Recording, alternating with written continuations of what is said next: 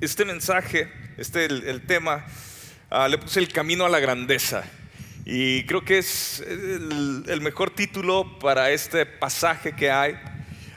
Y quiero leerte algo que dice el pastor John Piper. El pastor dice que en un mundo pecaminoso como el que vivimos, la búsqueda de la grandeza se ha corrompido en un anhelo de no ser grande, sino de ser conocido como grande. Y ha sido corrompido en un anhelo de no ser grande, sino ser más grande que alguien más. ¿Captaron esto? Se lo voy a repetir. La búsqueda de la grandeza se ha corrompido en un anhelo de no ser grande, sino de ser conocido como grande. Y aún ha sido más corrompido en un anhelo de no ser grande, sino más grande que alguien más. Es decir que la búsqueda de la grandeza se ha corrompido a no solo ser grande porque logré un objetivo, sino que ahora quiero ser grande porque quiero ser más grande que la persona que está a la par mía. Quiero ser más grande que mi vecino. Quiero ser más grande que mi familiar. Quiero ser más grande que alguien. Y eso es lo que está corrompido en este mundo pecaminoso. Porque en esta historia que Jesús y sus discípulos están caminando rumbo hacia Jerusalén, vamos a ver que hay una búsqueda de la grandeza buena. O sea, Jesús está hablando que hay algo bueno en la búsqueda de la grandeza, pero estamos viviendo en un mundo corrompido. Ahora, todo lo que es querer ser grande tiene que ver con competencia. Ya no estamos enfocados en una meta, estamos enfocados en que la meta es ser más grande que alguien más. Y las redes sociales, el internet, no nos ha ayudado en esto. Porque ahora tratamos de ser mucho más grande y tenemos acceso a estar viendo quién es más grande que yo. Muchos viven, a ver cuántos seguidores tiene cuánta gente ve su perfil en las redes sociales, quién tiene más. Y todos queremos tratar de buscar ser grande en alguna forma. Tal vez usted no se mete en las redes sociales, pero tal vez usted dice, a mí me fue mejor que mi hermano. A mí me fue mejor que mi hermana, que mi tía, que mi primo. A mí me fue mejor que mis compañeros en la universidad. Y estamos buscando siempre compararnos y ser más grande que alguien. Así que vamos a abrir nuestras Biblias en Marcos capítulo 10, verso 35.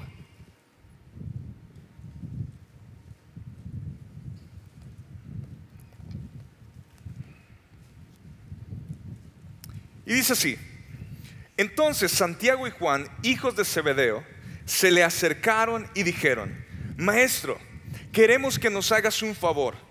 En la Nueva Versión Internacional dice, Maestro, queremos que nos concedas lo que te vamos a pedir. Y siguen, ¿cuál es la petición? Responde Jesús. Ellos contestaron, cuando te sientes en tu trono glorioso, nosotros queremos sentarnos en lugares de honor a tu lado, uno a tu derecha y el otro a tu izquierda. Y Jesús les dijo, no saben lo que piden. ¿Acaso pueden beber de la copa amarga de sufrimiento que yo estoy a punto de beber? ¿Acaso pueden ser bautizados con el bautismo de sufrimiento con el cual yo tengo que ser bautizado? Claro que sí, contestaron ellos. Podemos.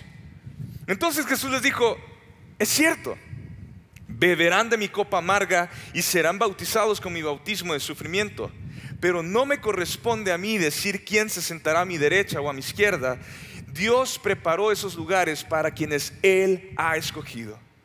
Cuando los otros 10 discípulos oyeron lo que Santiago y Juan habían pedido, se indignaron. Así que Jesús los reunió a todos y les dijo, ustedes saben que los gobernantes de este mundo tratan a su pueblo con prepotencia y los funcionarios hacen alarde de su autoridad frente a los súbditos. Pero, digan conmigo, pero entre ustedes será diferente. El que quiera ser líder entre ustedes deberá ser sirviente, y el que quiera ser el primero entre ustedes deberá ser esclavo de los demás. Pues ni aún el Hijo del Hombre vino para que le sirvan, sino para servir a otros y para dar su vida en rescate por muchos. Y este es el pasaje central que vamos a estar aprendiendo el día de hoy. Porque ya aprendimos acerca de cómo nosotros podemos servir a Dios, cómo podemos servir a los otros. Pero sin esta esencia de la enseñanza de Jesús, nosotros vamos a caernos muchas veces. Y Jesús nos está poniendo dos caminos. No es la telenovela, es solo dos caminos, no hay lo que sigue. Dos caminos. Hay dos caminos. Dígame conmigo, dos caminos. Los dos caminos son, uno es la humildad y otro es el orgullo. ¿Es el camino de Jesús o el camino de este mundo? Y Jesús lo está expresando en un tiempo donde Él va a Jerusalén. Jesús va a Jerusalén porque sabe que su tiempo ha llegado para morir. Ahora, cuando Jesús empieza a hablar de estas dos cosas, nosotros necesitamos entender que tiempo antes, en el Antiguo Testamento, encontramos pasajes donde Dios dice que aborrece el orgullo, aborrece al orgulloso, aborrece al altivo de ojos, al altivo de corazón. Proverbios 16:5 dice: abominación es a Jehová todo altivo de corazón. Y hay tantas partes en la Escritura donde Jesús dice: yo no resisto al orgulloso, no puedo con él. Sin embargo, en Santiago capítulo 4 verso 6 dice: Dios se opone a los orgullosos, diga conmigo, pero da gracia ¿a quiénes? A los humildes. Y estas son buenas noticias o malas noticias, dependiendo en qué camino nosotros estamos caminando. Si estamos caminando en el sistema del mundo, hay mucho orgullo. Pero si vamos a abrazar el camino de Jesús, hay humildad. Y Él nos da gracia para caminar. Y Él nos da gracia para poder vivir. Así que Jesús va camino a Jerusalén. Unos versículos antes, en el capítulo 9, Jesús les dice que va a sufrir. Jesús les está diciendo que va a ser entregado, que va a ser traicionado, que va a morir, que se va a ir. Y los discípulos lo escuchan y como que aquí nada pasó. Se hacen de la vista gorda, no quieren estar escuchando eso. Y dice la Escritura que no lo pelan, pero que después Jesús se da cuenta que han estado discutiendo en el camino. Y entonces Jesús los para, los lleva al lugar donde están y les dice: ¿de qué estaban discutiendo?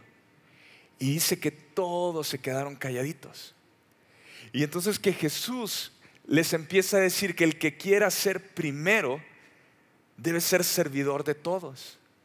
Porque Él sabía que todos habían estado discutiendo para quién iba a ser el mayor, quién iba a tener la posición más alta. Esto es en Marcos capítulo 9. Así que ahora ya estamos en el 10, acabamos de leer en el verso 35. Y Jesús vuelve a encontrarse con esta situación, pero esta situación ya es evidente, ya explota de ellos. Ahora, este pasaje es un paralelo de Mateo capítulo 20, verso 20. Jacobo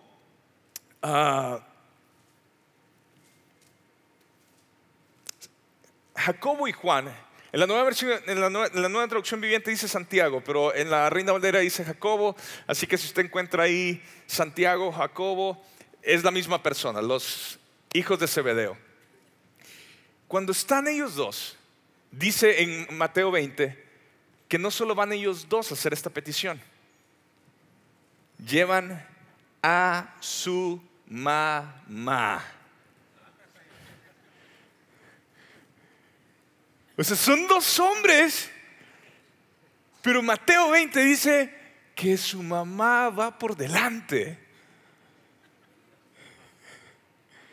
¿Se imagina usted llevando a su mamá para pedirle a Jesús algo? Y todas las mamás: sí, yo me imagino yendo a la universidad a interceder por mi hijo para que le ayuden a pasar o que le ayuden a entrar. O sea, todas las mamás del mundo siempre van a pensar que sus hijos se merecen todo. que son los mejores, que necesitan entrar a ese lugar, o sea, es el amor de una mamá, es lo natural, no se sienta mal. O sea, si no lo hace, tampoco se sienta mal, pero así son las mamás. Y esta petición, antes de que entremos un poquito más, o sea, cuando en la Nueva Versión Internacional dice, se lo voy a repetir, dice: queremos que nos concedas lo que te vamos a pedir. ¿Sí entiende qué es eso? O sea, así en buen mexicano está diciendo: dime sí antes de que te diga qué te voy a pedir. ¿No le ha pasado con sus hijos? Papá, te voy a pedir algo, pero dime que sí. O sea, estos son dos hombres. Y están así con Jesús. A ver, Jesús, queremos pedirte algo, pero dinos que sí primero. Y Jesús es tan noble que les dice: pues, ¿cuál es tu petición? ¿Cuál es su petición? Y cuando les dicen: pues, queremos que nos sientes en tu trono glorioso. Nosotros queremos sentarnos en lugares de honor a tu lado, uno a tu derecha y otro a tu izquierda. O sea, Jesús les acaba de decir que va a morir. Son dos ocasiones en que Jesús ya les ha hablado acerca de que Él va a morir. Y nadie lo peló. Porque ellos en su cabeza están pensando: es que este es el reino. Es que si es un reino, pues aquí van a haber gobernantes. Y Jesús ya les había mencionado que ellos iban a sentarse con Él para gobernar sobre las 12 tribus. Entonces yo me imagino que ellos empezaron a hacer cuentas y a calcular y decir: híjole, pues aquí hay que moverle, porque ya viene el cambio de gobierno, ¿eh? Y hay que buscar a ver dónde quedo yo puesto. Y usted se ríe, pero la verdad es que sí están pensando así. O sea, los discípulos están ya maquinando quién le entra a Jesús, quién queda así cerquita. Entonces, pero Mateo 20 nos añade este punto de la mamá. Y esto es muy interesante, porque la Biblia no nos da certeza de esto que les voy a decir, pero en Mateo 27, versos 55 y 56, nos dice que cuando Jesús está siendo crucificado, que habían muchas mujeres mirando de lejos. Y estaba María Magdalena, María la madre de Jacobo y José, y la madre de los hijos de Zebedeo. O sea, esta mamá estuvo hasta el final con Jesús. Marcos 15:40 dice: estaban algunas mujeres mirando de lejos, entre las cuales estaba María Magdalena, María la madre de Jacobo y el menor y de José, y Salomé. Ahí nos da el nombre. Y Juan capítulo 19 verso 25 dice: estaban junto a la cruz de Jesús su madre, y escucha esto, y la hermana de su madre, María mujer de Cleofas, y María Magdalena. Entonces la Biblia no nos está diciendo claramente, pero el comentario de Matthew Henry dice que ellos están asumiendo fuertemente, con mucha convicción, que Salomé, la mamá de Jacobo y de Juan, era hermana de María, la mamá de Jesús. Y si esto es así, entonces Jacobo y Juan eran ¿qué? Primos de Jesús. Entonces ya no solo estamos buscando el mayor hueso, la mejor oportunidad para quedarnos en el gobierno del reino de Dios.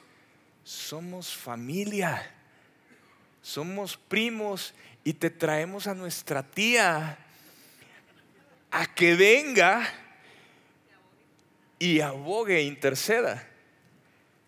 O sea, traen a su tía con Jesús para pedirles un favor. El problema aquí no está en que ellos estén aspirando grandeza. El problema es que el tipo de grandeza que ellos están viendo está nada más en lo terrenal. Y no pueden ver que para ellos poder adquirir grandeza, tienen que recibir el sufrimiento y lo que va a padecer Jesús. Y eso es lo que nosotros necesitamos ahorita empezar a reflexionar y a dejar entrar en nuestro corazón. Porque no tienen una perspectiva del reino, sino que tienen una perspectiva de saciar sus propios deseos terrenales. Tienen el deseo de ser exaltados. O sea, recordemos que los discípulos, ninguno de ellos era un magistrado, ninguno de ellos era alguien de gobierno importante, todos eran gente común. Todos los que estaban, los discípulos, era gente común. Ahora, imagínense cuando Jesús les está hablando que este es un reino y que el reino de Dios ha venido y que el reino de Dios se ha acercado. Ellos están pensando, vamos a derrotar y a derribar al imperio romano. O sea, esto es la revolución. Y aquí quien va a ganar es Jesús y nosotros los 12. O sea, ellos no han captado todavía que Jesús va a morir en la cruz y los va a dejar. Y que para que el reino de Dios se establezca tiene que suceder esto. Ellos están pensando, ¿cómo? O sea, necesitamos pensar en el imperio ya, necesitamos estar pensando en grande. Y su vista está en lo humano. Imagínese a alguien que nunca ha tenido una posición, alguien que ha tenido que trabajar toda su vida para poder sobrevivir y comer, y que ahora le digan que estará sentado con él reinando. Pues claro que se te sube. Pues viene algo mejor, viene algo bueno. Y esa es la mentalidad que tienen los discípulos. Pero yo creo que muchos de nosotros también tenemos esta hambre de ser reconocidos y de aspirar por grandeza. Es más, aún en nuestra cultura cristiana no queremos ser simples siervos, queremos ser líderes siervos. Porque la palabra líder se oye más como que, pues yo voy al frente, ¿no? Pero la palabra siervo, pues como que solo soy un siervito. No, líder, siervo. Y tratamos de que se oiga padre, y tratamos de que se oiga con estatus. ¿Por qué? Porque nuestra carne y nuestra naturaleza pecaminosa quiere sentir que somos alguien. Ninguno de nosotros quiere decir soy un simple siervo, que lo tenemos tan tergiversado.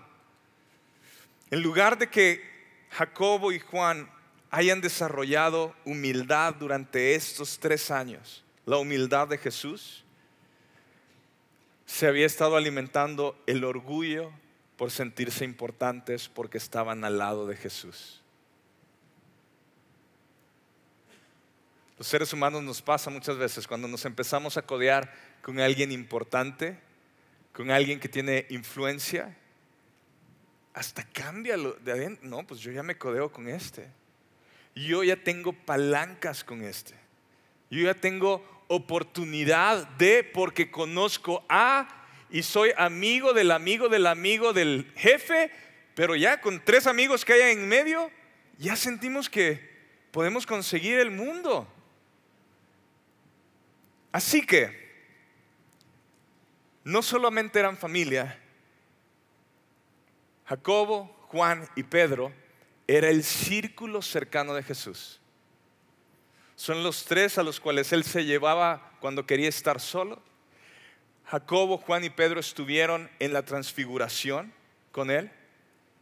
Y toda esta cercanía con Jesús, a ellos les había desarrollado este deseo y esta cosa de sentirse importantes. Así que de seguro ellos se sienten aún más que los otros discípulos.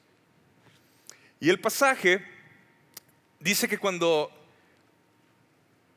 Jesús le responde, ustedes pueden tomar de esta copa. O sea, no saben lo que piden. ¿Acaso pueden beber de la copa amarga de sufrimiento que yo estoy a punto de beber? ¿Acaso pueden ser bautizados con el bautismo de sufrimiento con el cual yo tengo que ser bautizado? Esta copa de la que está hablando la Escritura es toda una representación de la ira de Dios.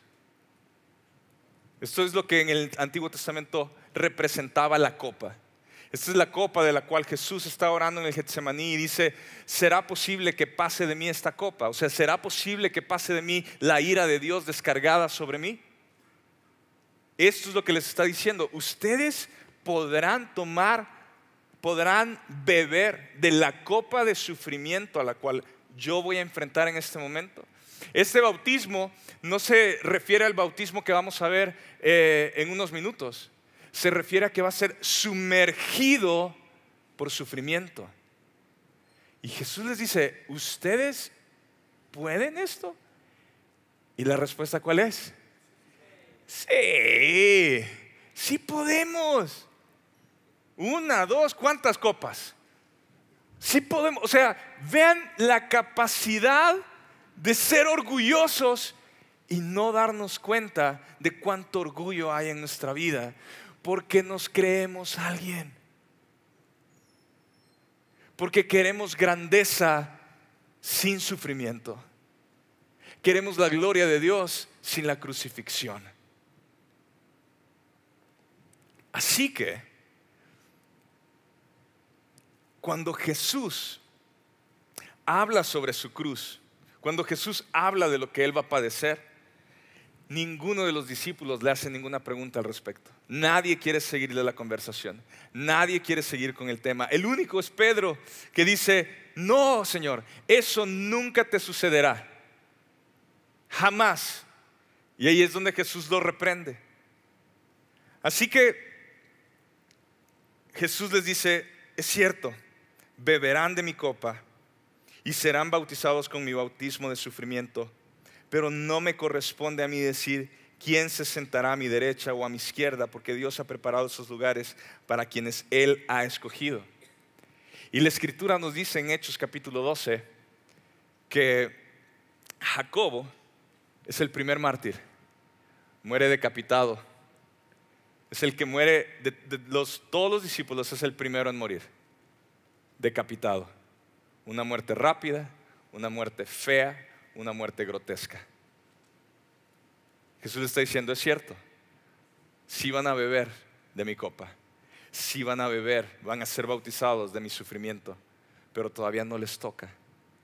Y en Hechos 12 vemos a Jacobo siendo un mártir, decapitado, y Juan es el último de los discípulos que muere en un exilio en la isla de Patmos, que prácticamente era una cárcel de la cual él no podía salir. Los dos vivieron y tomaron de esta copa y fueron bautizados por este sufrimiento, pero aún no les tocaba. Así que los otros 10 discípulos se enojan, y no se indignan o se enojan por la actitud de estos dos, se indignan porque les están comiendo el mandado. O sea, si empezamos a leer nosotros ahorita, nos da risa o es una tragedia fuertísima. Y uno diría: no, pues los otros 10 deben de estar indignadísimos de cómo estos dos están haciéndole estas preguntas a Jesús. Pero no, están indignados porque se les adelantaron.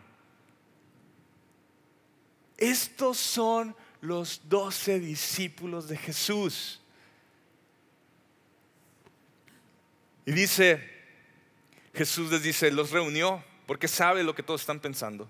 Ustedes saben que los gobernantes de este mundo tratan a su pueblo con prepotencia y los funcionarios hacen alarde de su autoridad frente a los súbditos. Pero entre ustedes será diferente. El que quiera ser líder entre ustedes deberá ser sirviente, y el que quiera ser el primero entre ustedes deberá ser esclavo de los demás. Así que la pregunta es, ¿quieres ser grande? ¿Quieres ser grande en el reino de los cielos? ¿Qué quieres? ¿Quieres ser un siervo de todos? ¿Quieres ser un esclavo de los demás? ¿O quieres vivir arriba de todos, pisoteando a todos? ¿Qué es lo que tú estás buscando? Y Jesús nos da en el verso 45, nos da el mayor ejemplo para que nosotros podamos aprender a vivir una vida de servicio. Dice, pues ni aún el Hijo del Hombre vino para que le sirvan, sino para servir ¿a quién? Y para dar su vida en rescate por muchos. O sea, Jesús, siendo rey, siendo el gobernador de todo el universo, no vino para ser servido, vino para servir. Y la única forma que nosotros podemos servir a Dios es sirviendo a otros. O sea, Jesús no estaba sirviendo aquí en el mundo Él solo sus cosas diciendo, Dios, yo te estoy sirviendo aquí. Jesús vino a servir a los discípulos. Jesús fue a la boda de Canaán y transformó el agua en vino para servir a la gente que estaba ahí. Jesús sirvió a los leprosos sanándolos. Jesús se tomaba el tiempo para estar con los niños y ponerlo en sus piernas y escucharlos. Jesús se dio cuenta que la multitud tenía hambre y los alimentó. Jesús vio al que estaba endemoniado y lo sirvió liberándolo. Jesús estaba sirviendo a un pueblo, a una nación, y no solo estaba sirviendo a los que lo seguían. Jesús estaba sirviendo a todos, a los malcriados y malagradecidos y a los que eran fieles con Él. Jesús se hizo siervo de todos. Jesús se hizo esclavo de todos. Jesús no condena la búsqueda de la grandeza. Él transforma radicalmente este concepto de grandeza. Porque el camino de Jesús no es hacia arriba, es hacia abajo. Jesús, siendo Dios en el reino de los cielos, descendió para hacerse como uno de nosotros y enseñarnos a vivir como siervos.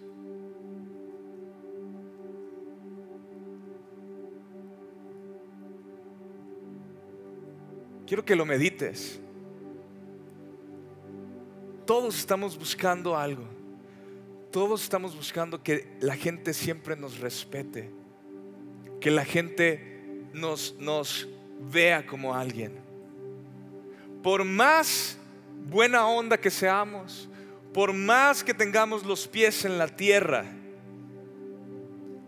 estamos buscando reconocimiento. Y este reconocimiento se mezcla con el orgullo. Y entonces compartamentalizamos nuestra vida y decimos, bueno, el domingo voy a ser un siervo, voy a venir a servir a la iglesia. Pero cuando salimos de la iglesia y termina todo lo que es domingo, ahora llego a mi casa y los domingos no se cocina en la casa y quiero ser servida. Y el papá dice, pues es el día que no trabajo, me merezco ser servido. Y los hijos queremos ser servidos. Y todos estamos buscando este punto de ser servidos. Porque es como que dejamos nuestra toallita de soy servidor de Dios, soy servidor de la iglesia, soy servidor. La dejo ahí afuera de la puerta de mi casa, o la cuelgo aquí a la salida de la iglesia. Y ahora ¿quién me va a servir? Y no vivimos como siervos 24 horas los 7 días de la semana.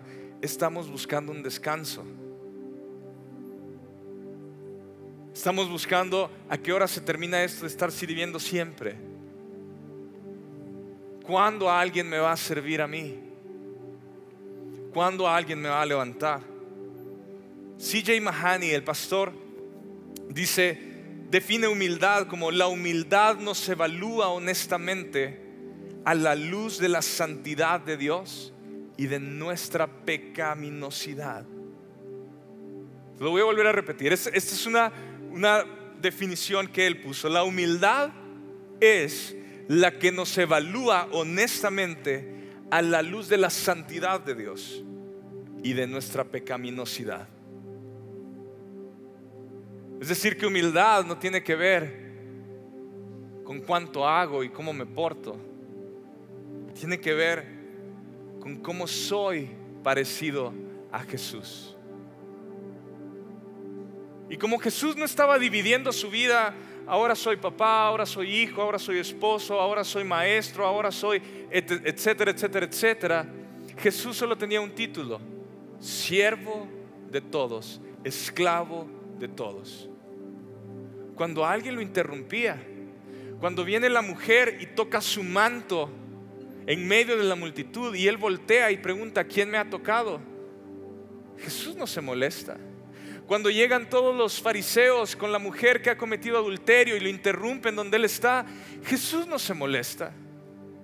Cuando ve a Zaqueo y que él está tratando de ver a Jesús, Jesús dice: voy a ir a tu casa a comer. Hace una pausa de todo su recorrido. Jesús no fue interrumpido por nadie porque Él estaba sirviendo a todos.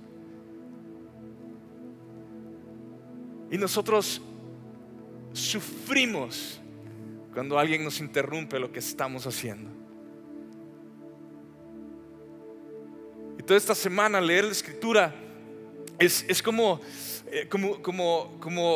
una esperanza muy grande, decir: Señor, qué bueno que me estás abriendo los ojos para darme cuenta que este es el camino que debo de seguir, y que tú me estás proporcionando una esperanza para poder vivir en el camino de Jesús y no en el camino del mundo. Y darme cuenta que esta cosa de si sirvo o no sirvo no se trata de traer una playera, se trata de traer un tatuaje grabado aquí adentro. No me lo puedo quitar, no me lo puedo borrar.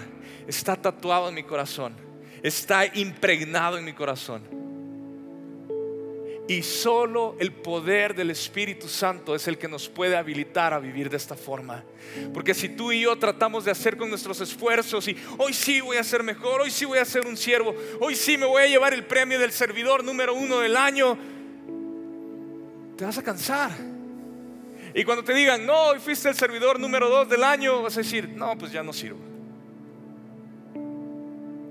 No se trata de ganar lugares como lo que estaba haciendo Jacob y Juan. Si tú y yo queremos grandeza, necesitamos saber que nos va a tocar servirnos los unos a los otros. Filipenses capítulo 2, y con esto cierro. Verso 3 dice: no sean egoístas, no traten de impresionar a nadie, sean humildes. Es decir, considerando a los demás como mejores que ustedes. No se ocupen solo de sus propios intereses, sino también procuren interesarse en los demás. Tengan la misma actitud que tuvo Cristo Jesús. Aunque era Dios, diga conmigo, aunque era Dios, no consideró que el ser igual a Dios fuera algo a lo cual Él se tenía que aferrar. Dice: en cambio, renunció a sus privilegios divinos.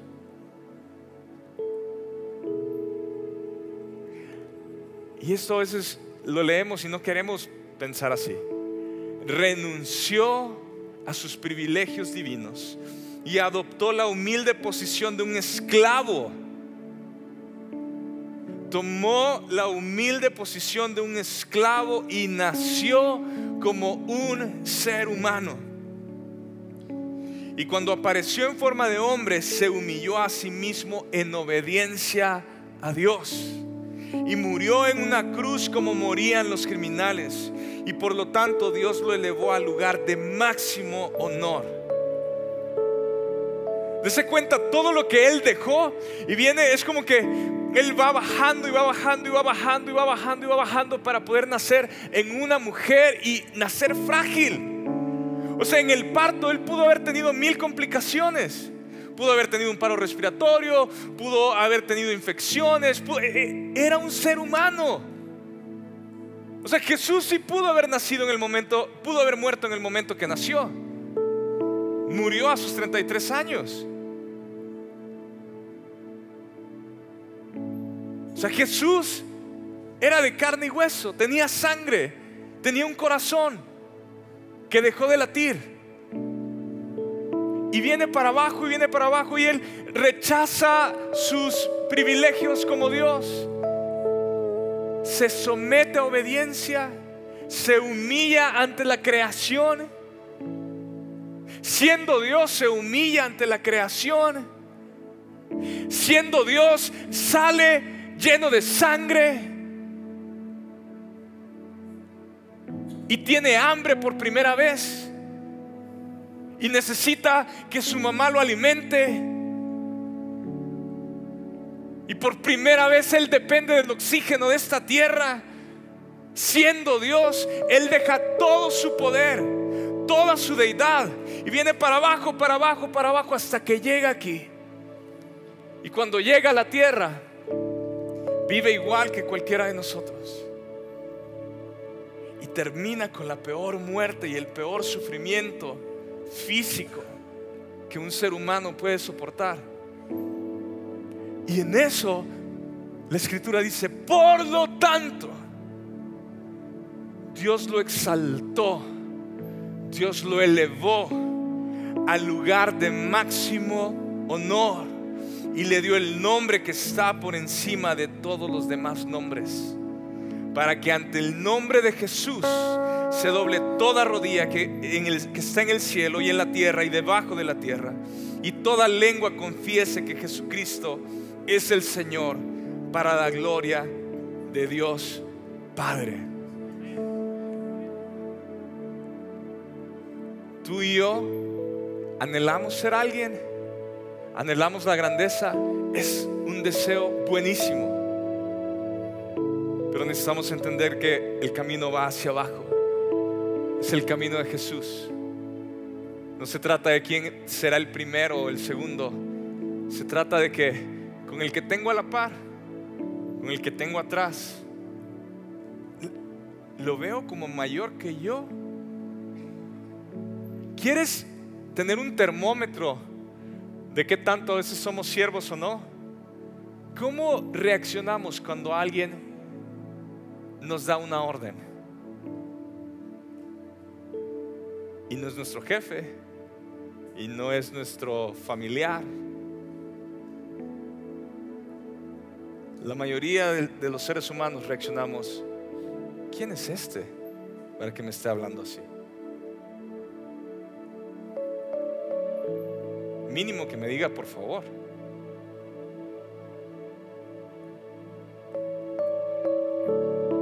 Jesús no andaba buscando agradecimiento de nadie. Él estaba agradecido con el Padre por poder servir a su creación, para podernos restaurar.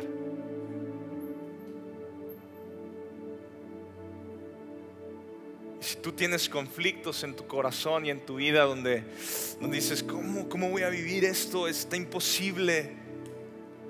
Ve a Jesús. Ve a Jesús. Pon tu mirada en Él. ¿Cómo vivió Él?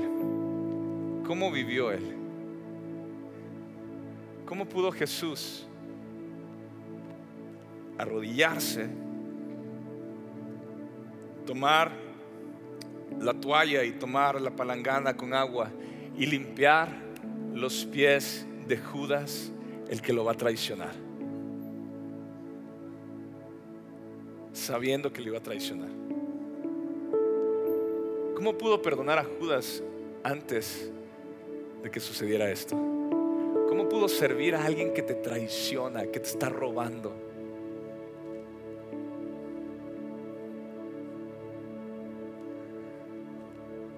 Él fue siervo de todos nosotros y nos sigue sirviendo. La Escritura dice que Él sigue orando por nosotros a favor, con oraciones para el Padre. Él es el mayor siervo de todos. Él nos ha mostrado el camino a la grandeza, su camino. Y yo quiero orar. Y quiero que podamos tomar un tiempo para adorar al Señor. Y darte cuenta que servicio, ser un siervo de Dios, va mucho más allá de ser educados y serviciales. Y qué oportunidad, qué buena noticia tenemos, que sí podemos ser siervos del Señor y servirlo, porque el Espíritu Santo mora en nosotros. Y si no estamos siendo siervos, es porque nosotros estamos queriendo cortarle esta oportunidad al Espíritu Santo en nuestra vida. Pero en el momento en que tú y yo digamos, me rindo, como tú quieras, Señor, haz lo que tú quieras, quiero aprender a vivir de esta forma como tú viviste, vamos a empezar a vivir como Jesús, siendo siervos los unos con los otros. ¿Y sabe qué? Nos vamos a dejar de frustrar cuando alguien nos interrumpe.